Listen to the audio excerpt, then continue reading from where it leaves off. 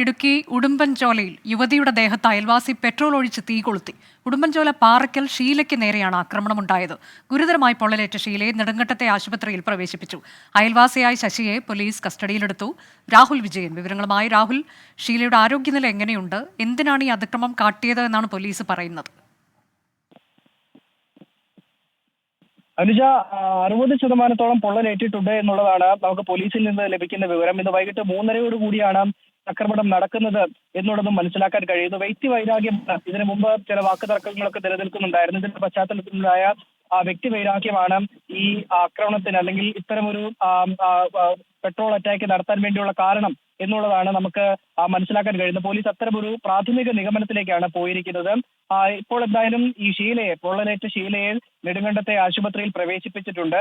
പൊള്ളൽ ഗുരുതരമായതുകൊണ്ട് തന്നെ വിദഗ്ധ ചികിത്സയ്ക്കായി മറ്റേതെങ്കിലും സ്ഥലത്തേക്ക് മാറ്റേണ്ടതുണ്ടോ എന്നടക്കമുള്ള കാര്യങ്ങൾ പരിശോധിക്കുകയാണ്. പ്രതിയായിട്ടുള്ള പെട്രോൾ ഒഴിച്ച ആളെ ഉടുമ്പൻചോല പോലീസ് പിടികൂടുകയും ചെയ്തിട്ടുണ്ട്. ഇയാളിപ്പോൾ ഉടുമ്പൻചോല പോലീസ് സ്റ്റേഷനിൽ കസ്റ്റഡിയിലാണ് താൻ. ഇടുക്കിയിലാണ് യുവതിയെ പെട്രോൾ ഒഴിച്ച് കൊലപ്പെടുത്താനുള്ള ശ്രമമുണ്ടായത്. ശശിയെ പോലീസ് കസ്റ്റഡിയിലെടുത്തു. അയൽവാസിയാണ് ശശി.